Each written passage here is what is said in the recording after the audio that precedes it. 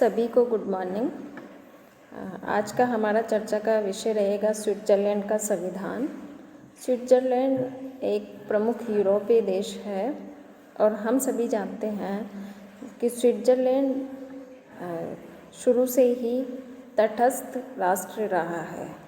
तटस्थ से तात्पर्य है कि यूरोप में जो भी घटनाएं हुई, यूरोप का इतिहास अगर हम देखें तो दोनों विश्व युद्ध यूरोप में लड़े गए हैं और दोनों ही विश्व युद्धों में स्विट्ज़रलैंड की स्थिति तटस्थ राष्ट्र की रही है।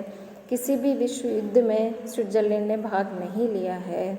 ये ऐसा राष्ट्र है जो फ्रांस, जर्मनी, इटली, ऑस्ट्रिया इन सभी देशों के बीच में स्थित है और इन सभी देशों ने विश्व युद्धों में भाग लिया है, परंतु स्विट्ज़रलैंड ऐसा राष्ट्र है जो इन विश्व युद्धों से अछूता रहा है।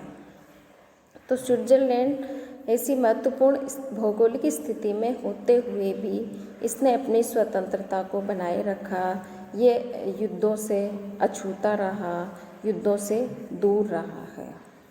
और स्विट्ज़रलैंड एक ऐसा राष्ट्र है जहाँ पे कई युगों से गणतंत्र या प्रजातंत्र रहा है। इसे प्रजातंत्र का घर भी कहा जाता है, इसे प्रजातंत्र की प्रयोगशाला भी कहा जाता है। और स्विट्ज़रलैंड एक पर्यटक स्थल के रूप में भी प्रसिद्ध है, परंतु राजनीति विज्ञान के विद्यार्थी इसे राजनीतिक प्रयोगशाला के रूप में जानते हैं।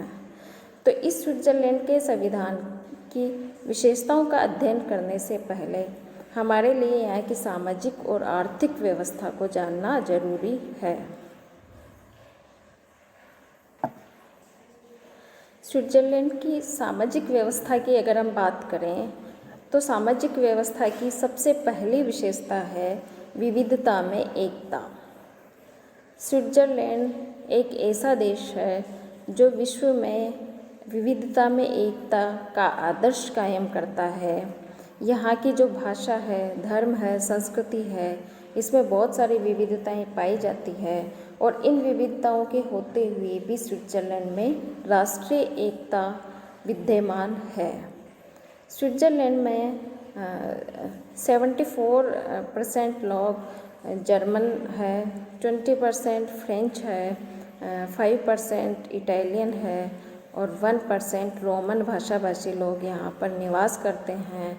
इतनी भाषाओं को मानने वाले लोग निवास करने के बावजूद भी स्विट्ज़रलैंड में एकता की भावना है।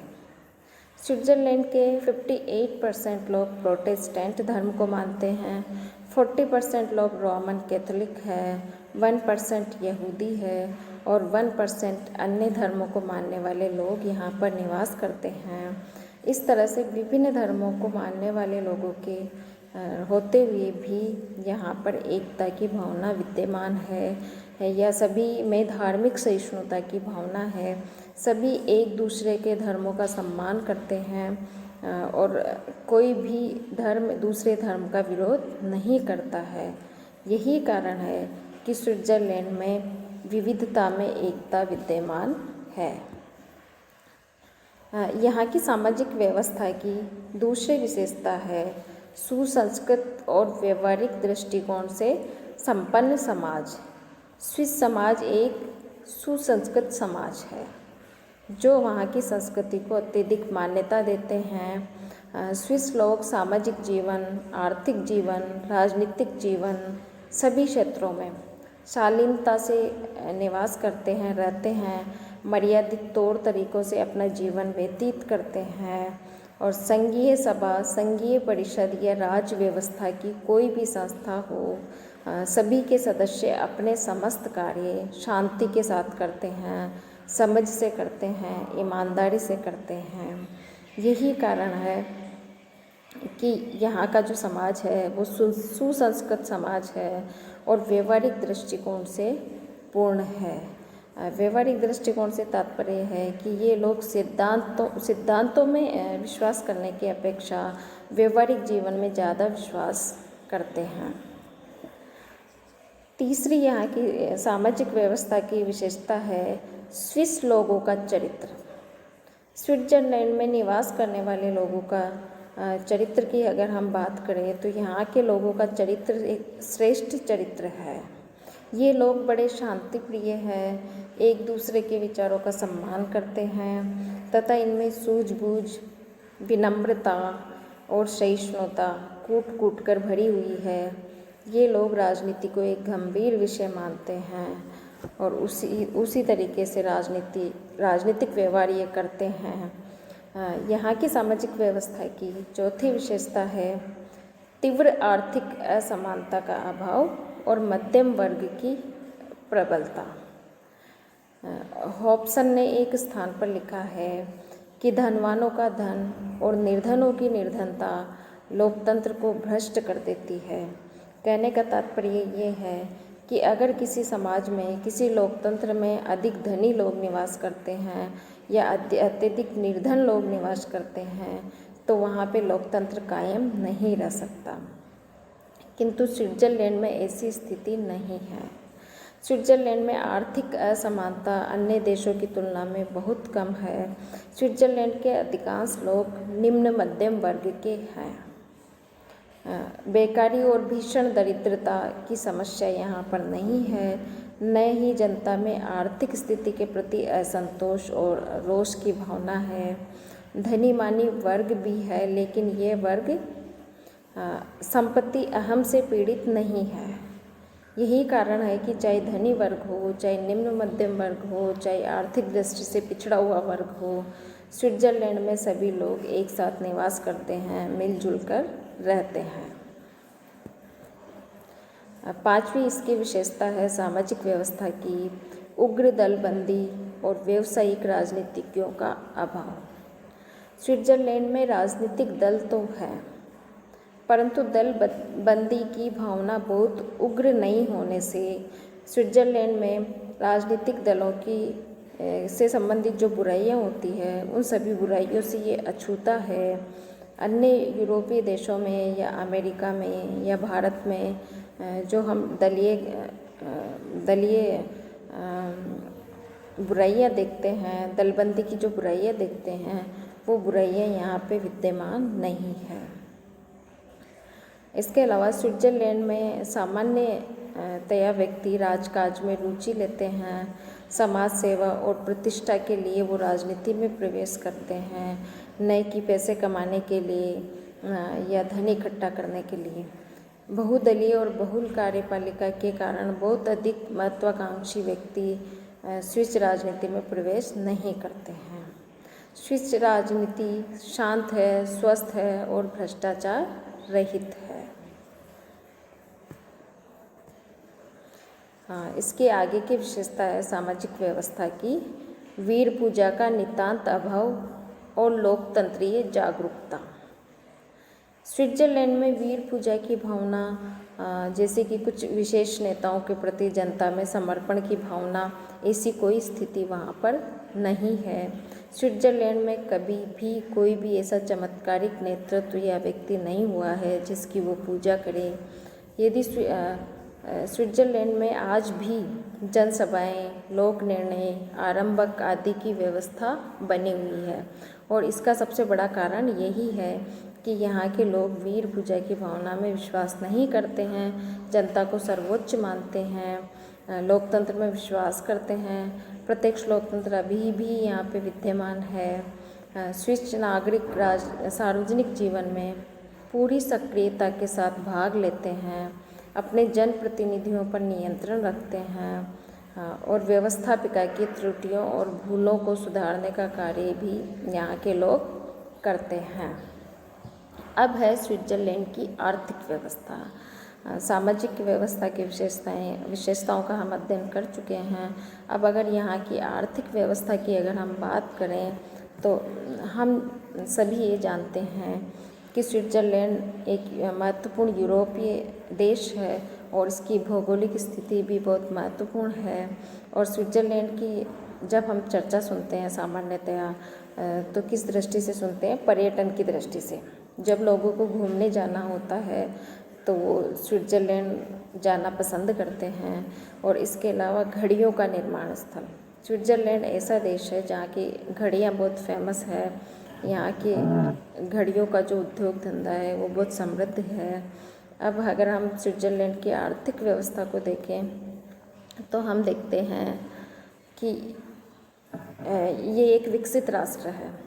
स्विस लोगों का जो जीवन स्तर है वो विकसित राष्ट्रों के जनता की तरह है। यहाँ का जीवन प्राकृतिक सौंदर्य की दृष्टि से भी ये एक धनी राष्ट्र है, आर्थिक दृष्टि से भी एक संपन्न राष्ट्र है और विश्व का सबसे प्रमुख पर्यटन स्थल है।